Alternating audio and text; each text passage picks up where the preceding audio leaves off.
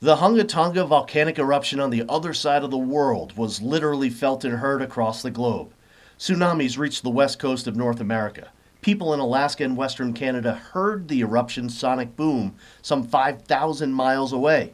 Approximately 200,000 lightning strikes took place near the island of Tonga in the first hour of the eruption. If you happen to have a backyard weather station, chances are you might have detected this weekend's eruption as well. Weather instruments around the world recorded 2 shock waves from the enormous blast. The underwater blast occurred on Friday, sending a shock wave across the Pacific in all directions. At around 6 a.m. on Saturday, many barometers across the West and in Montana recorded rapid pressure fluctuations over the span of several minutes as the first shock wave moved across the country from west to east. A second wave from the opposite direction was observed on barometers later Saturday evening. This wave traveled from east to west across the country.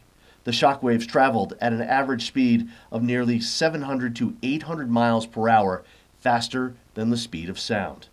Volcanic eruptions can release enormous amounts of sulfur dioxide and aerosols that can cool the planet and work to snuff out a La Nina pattern.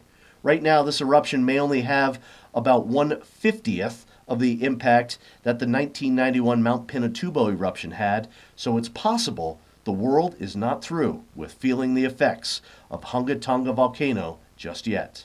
And now, you're a little more weatherwise.